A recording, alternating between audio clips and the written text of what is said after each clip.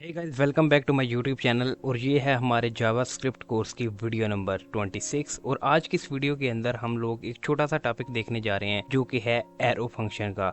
देखो, ये जो एरो फंक्शन है ये सिंपल फंक्शन की तरह का होता है, लेकिन इसका जो सिंटैक्स है वो चेंज होता है। तो एरो फंक्शन को क्यों यूज़ करते हैं और कैसे यूज़ करते हैं, ये आज की वीडियो देखने के बाद आपको क्लियर हो जाएगा। तो यहाँ पर पढ़ना स्टार्ट करते हैं हम। Arrow function in JavaScript are a shorter way to write regular function. ये है तो रेगुलर फंक्शन ही, लेकिन उनको लिखने का एक शॉर्ट तरीका है। दे वर इंट्रोड्यूस्ड इन ES6 2015।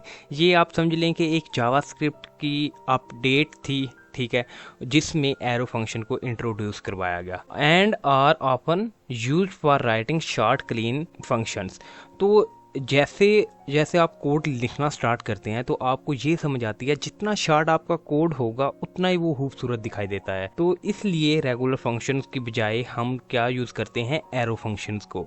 तो इसका जो सिंटैक्स है वो आइए देख लेते हैं। तो चलो विजुअल स्टूडियो के अंदर चलते हैं। यहाँ पर मैं एक एरो फंक्शन बनाऊंगा। तो एरो फंक्शन मैं कौन सा बनाऊंगा, यहाँ पर मैं एरो फंक्शन बनाऊंगा ग्रीट का। और मैंने कांस्ट ग्रीट लिख दिया। फिर इसके बाद मैंने पैरेंथेसिस लगाई। पैरेंथेसिस लगाने के बाद मैंने एरो लगाना है। एरो लगाने के बाद यहाँ पर करली ब्रेसेस लगाई। और यहाँ पर मैं क्या करूँगा, console dot log hello welcome लिख दूंगा। ठीक है, तो मैंने यहाँ हेलो वेलकम लिख दिया। अब देखो, जब मैं इसे कॉल करूँगा ग्रीट फंक्शन को, तो ये हेलो वेलकम प्रिंट होकर यहाँ पर आ जाएगा। तो यहाँ पर हेलो वेलकम प्रिंट होकर आ चुका है। तो ये था सिंटैक्स किसका, एरो फंक्शन का। तो एरो फंक्शन के अंदर पहले हम कांस्ट लिखते हैं, फिर उसके बाद हम फंक्शन का नेम लिखते हैं, और फिर उसके बाद पैरेंथेसिस। अगर पैरेंथेसिस के अंदर आपने पैरामीटर पास करवाना है, अगर आपके फंक्शन के अंदर पैरामीटर यूज़ हो रहा है तो आप उसे पास करवा सकते हैं। फिर उसके बाद एरो एरो डालने के बाद हम करली ब्रेसेस और उसके अंदर फंक्शन की बॉडी लिखते हैं। तो यहाँ पर एक नोट है, और नोट ये है कि if there is only one parameter you can skip the parenthesis. इसका मतलब क्या है कि यहाँ पर मैं एक स्क्वायर का अगर फंक्शन बनाता हूँ, एरो फंक्शन, तो मैं क्या बनाऊँगा, कांस्ट मैं डबल बना लेता हूँ, डबल नंबर।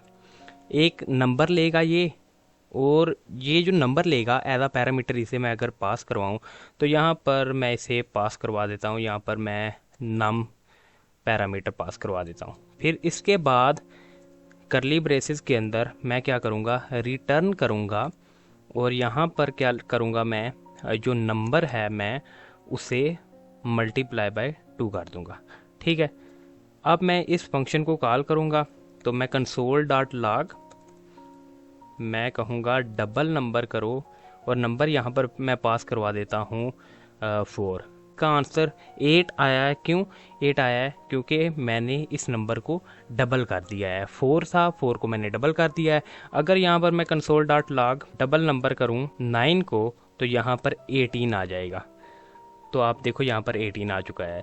लेकिन यहाँ पर जो मैं आपको बात समझाने जा रहा हूँ वो ये है कि अगर पैरामीटर 1 हो तो मैं स्किप कर सकता हूँ पैरेंथेसिस को। पैरेंथेसिस को स्किप करने का मतलब क्या है, मैं इसी फंक्शन को दोबारा से बनाता हूँ। मैं कहूँगा कांस्ट डबल डबल नंबर, और इसके बाद मैं यहाँ पर ए लूँगा। ए लेने के बाद मैंने यहाँ पर करली ब्रेसेस ली, और करली ब्रेसेस लेने के बाद मैंने रिटर्न कर दिया जो ए है। अब यहाँ पर मैं ए पैरामीटर ले रहा हूँ ना, अगर मैं यहाँ पर नम यूज़ करना चाहता हूँ तो मैं नम भी यूज़ कर सकता हूँ। यहाँ पर मुझे नम लिखना पड़ेगा, और मैं इसे मल्टीप्लाई बाय 2 कर दूँगा।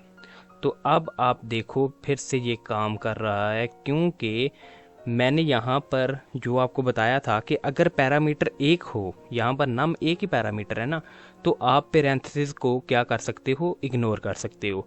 लेकिन अगर यहाँ पर मैं 2 नंबर को प्लस करूँ, ठीक है, अब देखो यहाँ पर इसको कमेंट आउट करते हैं। तो मैं एक फंक्शन बनाता हूँ जो कि होगा कांस्ट सम नम। ठीक है, और यहाँ पर मैं ए और बी 2 पैरामीटर लेता हूँ और इन्हें रिटर्न करूँगा ए प्लस बी। तो अब आप देखो यहाँ पर एरर आ रहा है। क्यों? क्योंकि मैंने यहाँ पर पैरेंथेसिस नहीं लगाई।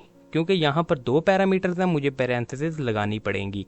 और यहाँ पर अगर मैं इसे कॉल करता हूँ console.log सम नम और 9 और 4 इसे पास करवाता हूँ, तो यहाँ पर 13 आंसर आ चुका है। ठीक है, तो अब दूसरा नोट देख लेते हैं कि if the function returns only one expression you can also skip the करली ब्रेसेस एंड रिटर्न कीवर्ड।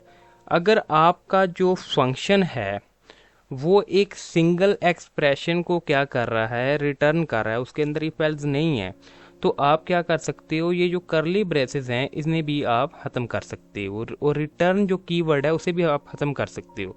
अगर यहाँ पर मैं ये चीज़ें ख़त्म करने के बाद a+b लिख दूँ तो आप देखना फिर भी ये काम कर रहा है।